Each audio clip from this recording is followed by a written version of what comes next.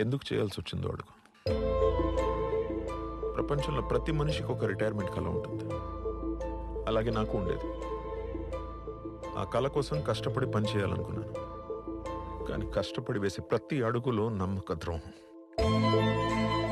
ఎంతమంది నన్ను నమ్మించి మోసం చేసినా తప్పు నాలోనే అనుకున్నా, కానీ నమ్మకాన్ని మాత్రం ఎప్పుడు వదలలేదు. అలా నా కళలన్నీ కోల్పోయిన నేను బతకడం కోసం ఆ సిఆర్ గారి దగ్గర పనిలో చేరాను. ఆ ఇంట్లోనే లక్ష్మి పరిచయం అయింది. మెల్లగా దానికి నేను అలవాటు పడిపోయాను. మనుషుల మీద నమ్మకం కోల్పోయిన నాకు లక్ష్మి మీద నమ్మకం కలిగింది. నా ప్రతి ఎమోషన్ని దాంతో షేర్ చేసుకునేవాడిని. అప్పుడప్పుడు మా ఓనర్కి దూరం నుంచి చూస్తే 2 కుక్కల్లా కనపడేటోళ్ళు. అలాంటిది ఒకరోజు, ఏంటి సార్, మన లక్ష్మి చనిపోయింది సార్. ఇంపార్టెంట్ మీటింగ్ లో ఉంటే కుక్క చచ్చిపోయిందని ఫోన్ చేస్తావా? పెట్టే ఫోన్, ఇడియట్.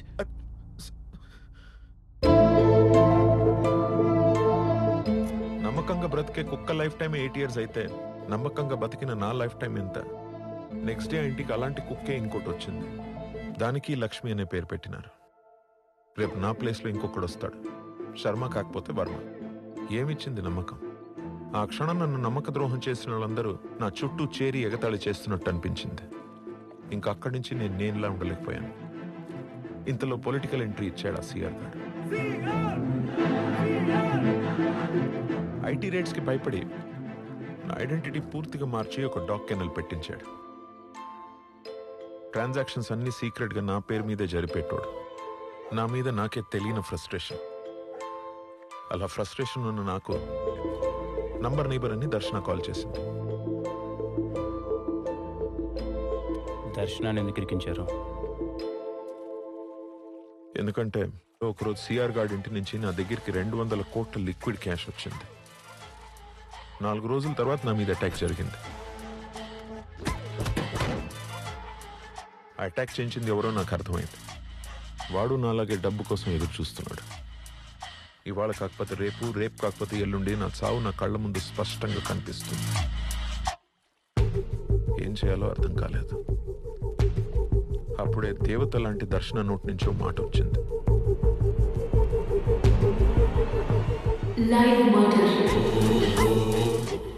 దర్శన లైవ్ మర్డర్ ప్లాన్ నాకు కరెక్ట్గా అనిపించింది.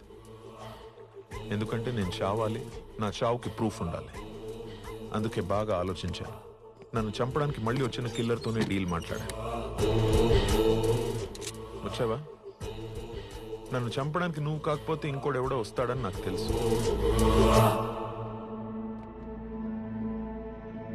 నా దగ్గర గన్ ఉంది. కాల్చుకుంటే ఎవడో ఒకడు పోతాం.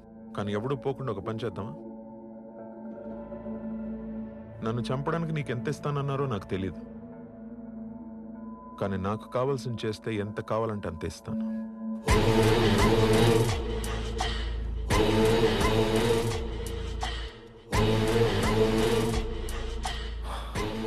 ఏం కావాలి? చావు. నీ చేతిలో కాదు, నాకు నచ్చినట్టు, నిన్ను పంపినోడు నమ్మేటట్టు. ఏం చేయాలి? దర్శన నన్ను కాల్చినప్పుడు బుల్లెట్ తగలకుండా నాకు బుల్లెట్ ప్రూఫ్ జాకెట్ కావాలి. ప్రపంచం దృష్టిలో నేను చచ్చిపోయాక మళ్ళీ బతకడానికి కొత్త ఐడెంటిటీతో నాకు పాస్పోర్ట్ కావాలి. చివరిగా నేను చచ్చిపోవడానికి అరగంట ముందొచ్చి నీ వాటా నువ్వు తీసుకుని నా వాటాని హవాలాగా మార్చాలి. నేను అందరిని నమ్మినట్టు వాడు నన్ను నమ్మాడు. ఎక్కడ? వస్తుంటే దారిలో టైర్ పంచర్ అయింది. On the way. వినరా?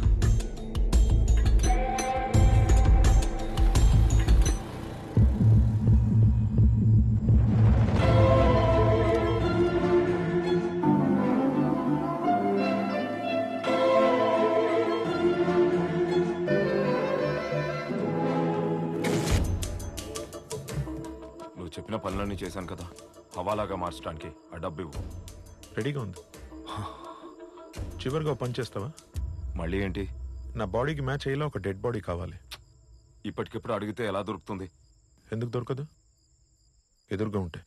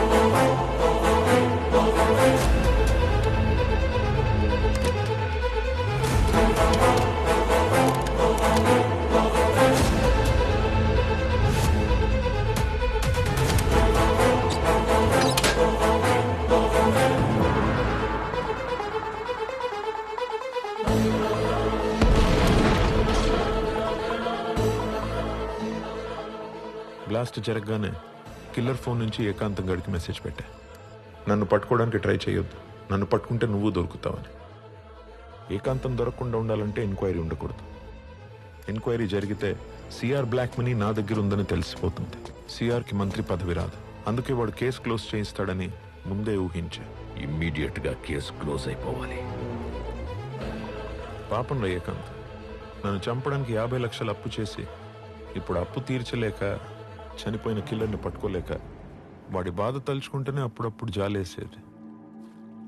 నా మాట విను, నీకు ఎవరు లేరని తెలుసు. కావలసినంత షేర్ ఇస్తా, నాతో పాటు ఉంటే బాబా.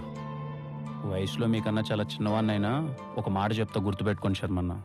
తప్పు చేసి పారిపోవచ్చేమో కానీ తప్పించుకోలేం. ఇంకా మీతో నాకు మాట్లాడేందుకులే కానీ పదండి బయలుదేరదాం. ఆఫ్టర్ ఆల్ ఒక రాంగ్ నెంబర్ అమ్మాయి కోసం ఎందుకు ఇదంతా విష్ణు? అవసరమా నీకు? రాంగ్ నెంబర్ ఎలా అవుతుందినా? రాంగ్ నెంబర్ ఎలా అవుతుంది? ఆ అమ్మాయి నా నైబర్ నెంబర్. ఆ ప్లేస్లో దర్శనే కాదు, ఇంకో అబ్బాయి ఉన్నా, ఆఖరికి మీరున్నా నేను ఇలాగే రియాక్ట్ అయ్యేవాడిని. నన్ను తీసుకుపోయేది అంత ఈజీ అనుకున్నావా? అబ్బే, నిన్ను తీసుకెళ్ళడం చాలా ఈజీ శర్మన్న. నా ఏర్పాట్లో నేను వచ్చాగా.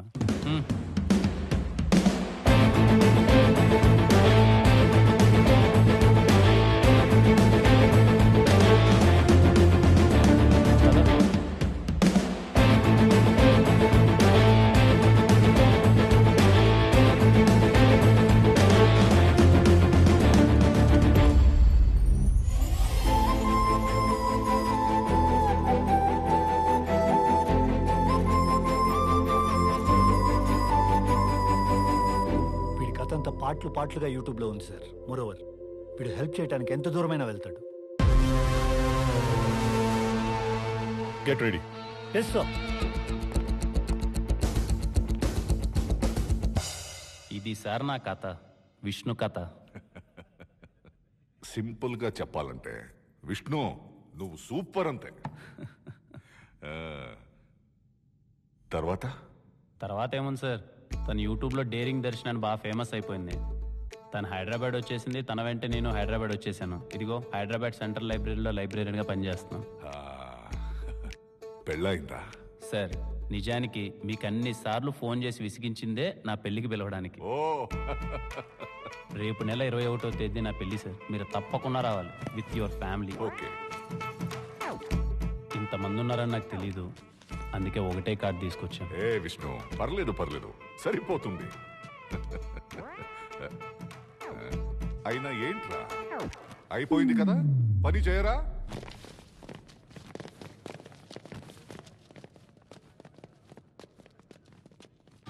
హలో.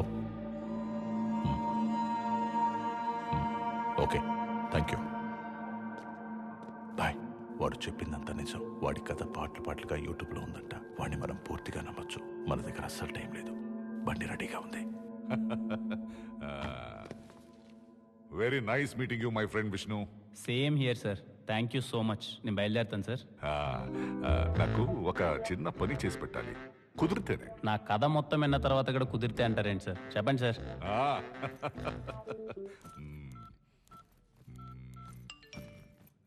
నేనే ఒక అడ్రస్ పెట్టాను.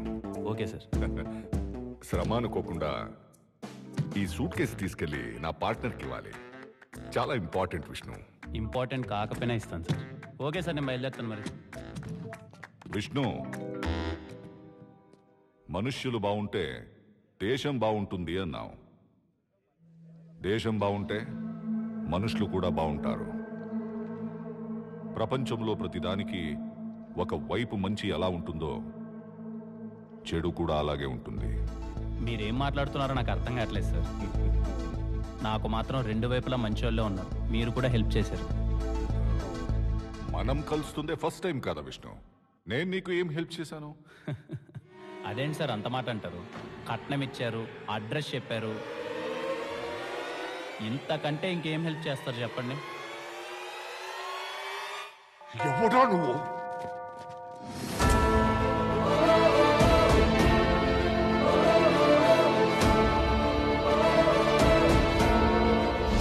యాక్చువల్గా రాగానే మీకు ఇంకో విషయం చెప్పడం మర్చిపోయాను సార్. మీరు నా నెంబర్ కాదు. అడగడం మర్చిపోయినరా? నీ నెంబర్కి ఈ పక్క ఎమ్ము కదా, ఆ పక్క ఎవరు?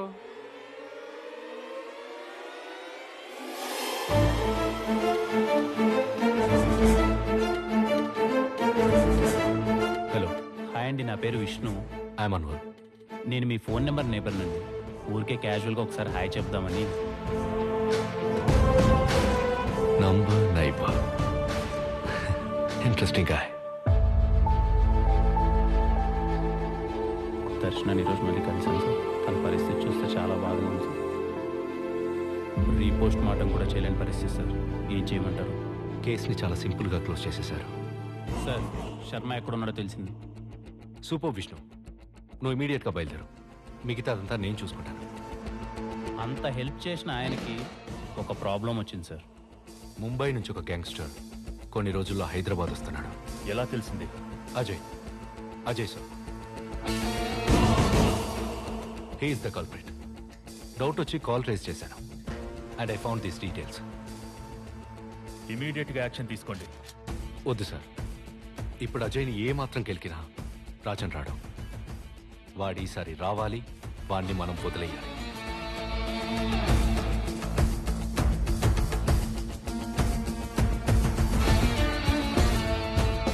I have a plan sir. What's your plan? Vishnu, వాడిని నువ్వు కలవాలి. నేనేలా సార్? నన్ను కలిసినట్టే. ఇది ఎవరి దగ్గర లేని వాడి ఫోన్ నెంబర్. ఇది వాడి పక్క నెంబర్. నువ్వు ఈ రోజే వాడి నంబర్ నైబర్ లాగా టచ్లోకి వెళ్ళాలి, పరిచయం పెంచుకోవాలి.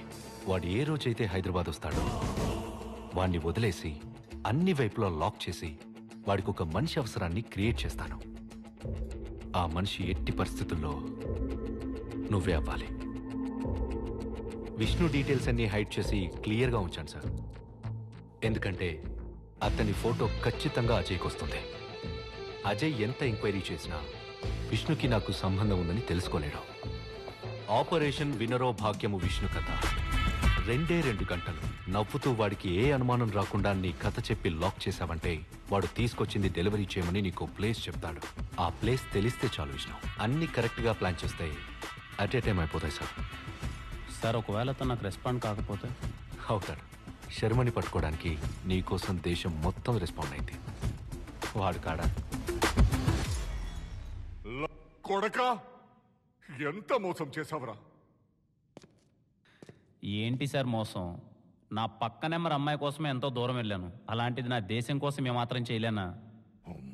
అయినా సార్ పాకిస్తాన్ మా నైబర్ సార్, బంగ్లాదేశ్ మా నైబర్ సార్, శ్రీలంక మా నైబర్ సార్, ఆఖరికి చైనా కూడా మా నైబరే సార్. మేము బాగుంటే వాళ్ళు బాగుంటారు, వాళ్ళు బాగుంటే మేము బాగుంటాం. మధ్యలో మీలాంటి కొడకల వల్లనే సార్ మేము కొట్టుకు చేస్తున్నాం. అయినా మీతో నాకు మాట్లాడేందుకులేండి, టైం అయింది. బయట మా వాళ్ళు ఆల్రెడీ వెయిటింగ్. ఉంటాను సార్. చివరిగా ఓ 2 గంటల పాటు మీతో ఉన్న ఫ్రెండ్షిప్ కొద్దో మాట చెప్తాను సార్. పైకి వెళ్ళేటప్పుడు ఆ మాట తలుచుకోండి. ప్రయాణం చాలా బాగుంటుంది. రే, ఏంట్రా ఆ మాట? ఏడుకొండలవాడ వెంకటరమణ గోవింద గోవింద. రేయ్, రేయ్, అలా నిలబడి చూస్తారేంట్రా? గన్నియండ్రా. రేయ్, రేయ్, గన్నియండ్రా, గన్నియండ్రా, అయ్యండ్రా. ఏంట్రా?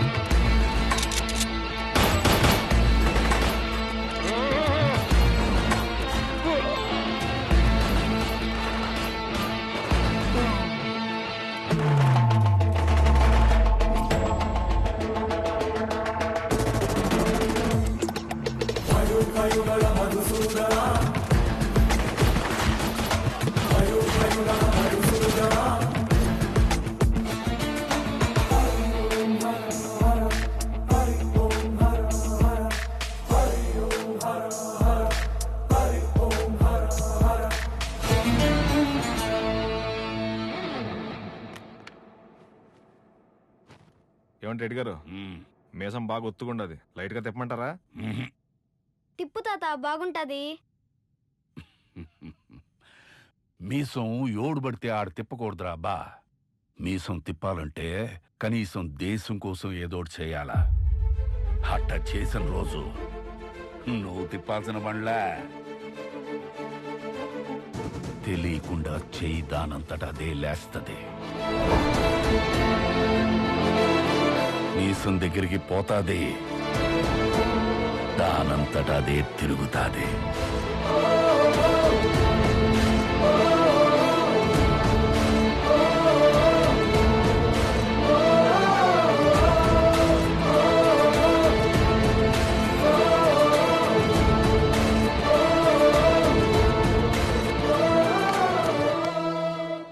ఐఎమ్ సారీ సార్, మొదట్లో మిమ్మల్ని కూడా తప్పుగా అర్థం చేసుకున్నాను. పర్లేదు రామ్, మాకిది కొత్తేం కాదు. ప్రతిరోజు మేము మా దేశభక్తిని నిరూపించుకోవాలి. I'm really sorry sir. That's okay man. Sir, out of curiosity, ఇంతకీ ఆ బాక్స్లో ఏముంది?